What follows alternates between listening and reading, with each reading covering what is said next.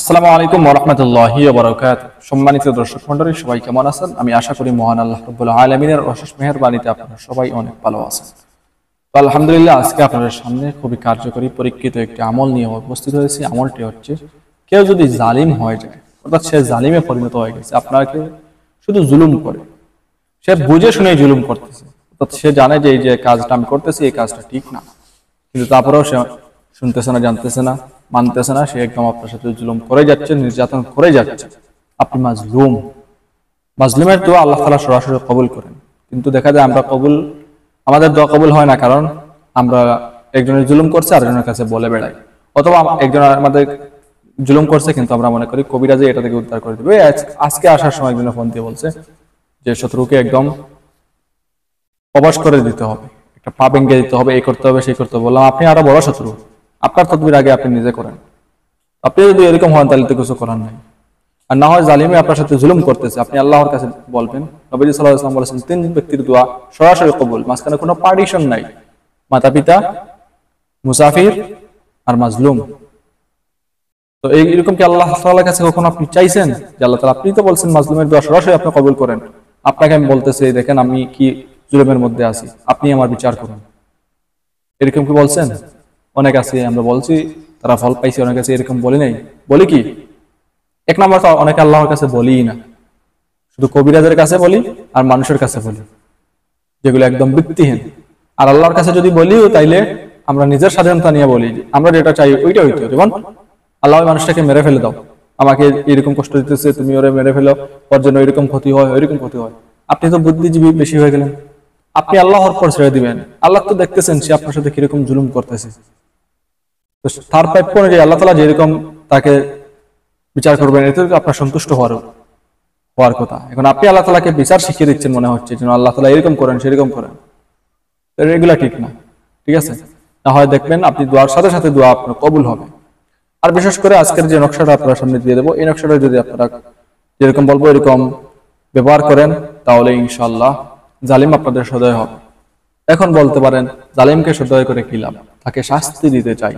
এগুলো হচ্ছে একদম বেকুব যারা, তাদের এইরকম মতবাদ। আসলে অনেক সময় দেখা যায় যে বন্ধুর চেয়েও শত্রু অনেক কাজে লাগে। জি, অনেক কাজে লাগে। এটা আপনারা একটু চোখ মেললে দেখতে পারবেন। কেউ আছে আপনার অনেক শত্রু, কিন্তু এক সময় সেই আপনার উপকারে আসছে, কিন্তু আপনার আপনজন আপনাকে ফেলে দিচ্ছে, এরকম কি নেই?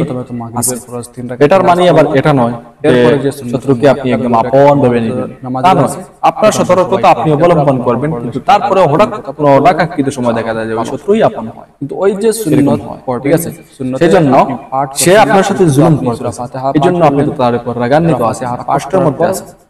সে তো আপনার কাছ থেকে আপনাকে জুলুম করা বাদ দিয়ে দিলে তো আপনি সন্তুষ্ট, এই সূরাটা দিয়ে আপনারা, তাই না?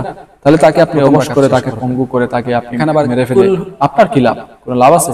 কোনো লাভ নাই। যদি বলেন যে আমার লাভ আছে, আপনি দেখতে পারতেছেন, তাহলে তো আপনিও হিংসুক, আপনিও জালিম। দুজনই সমান সমান। তো কার দোয়া কবুল হবে?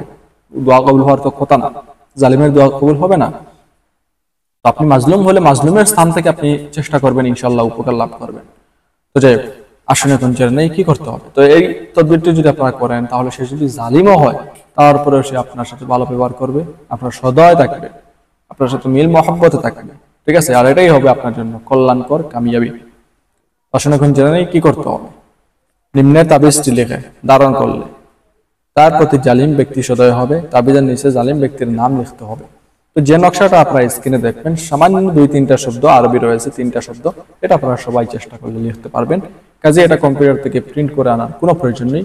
তারপরে যদি আপনি প্রিন্ট করে আনতে পারেন, সমস্যা নাই।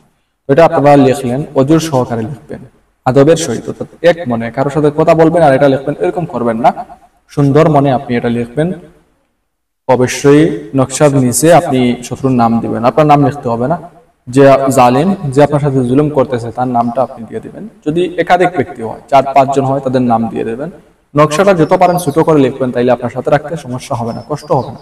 আর যত বড় করে লিখবেন, বড় তাবিজ লাগবে, সেজন্য এটা ছোট করে লিখবেন, তারপরে এটা আপনি সাথে রাখবেন। ঠিক আছে? আপনার সাথে ধারণ করবেন হাতে, গলায় অথবা কোমরে, ডান হাতে, গলায় অথবা কোমরে ব্যবহার করবেন। ইনশাআল্লাহ দেখবেন অচিরেই অল্প দিনের ভিতরে জালিম আপনার বাধ্য হয়ে যাবে, আপনার সাথে আর জুলুম করবে না। ঠিক আছে? একটা জালিম যদি ভালো হয়ে যায়, আপনার শক্তি আরো বাড়বে। এক সময় তাকে বিপদে আপনি পাশে পাবেন, সে যদি প্রতিবেশী হয়, ঠিক আছে। কিন্তু সে যদি মরে যায় তাহলে তার কাছ থেকে আপনি কোনোদিনই উপকার লাভ করবেন না। তো যাই হোক, সার সংক্ষিপ্ত যে কথা, আজকের তদবিরটি, আজকের আমলটি যদি আপনারা করেন, তাহলে আপনার যদি কেউ জালিম হয়, অনেক বড় জালিম, যে আপনার সাথে শুধু জুলুম করতেছে আর জুলুম করতেছে, তাইলে ওইরকম জালিমকে আপনি দমন করে আপনার প্রতি বাধ্য করার জন্য খুবই কার্যকরী পরীক্ষিত একটি নকশা আপনারা স্ক্রিনের মধ্যে দেখবেন। ওই নকশাটা যদি আপনারা লিখে অথবা প্রিন্ট করে আপনি আপনার সাথে রাখেন, নকশার নিচে দিবেন জালিমের নাম, আর কোনো নাম লাগবে না, আপনার নাম লাগবে না, শুধু জালিমের নামটা দিয়ে ওই নকশাটা আপনি আপনার সাথে রাখবেন।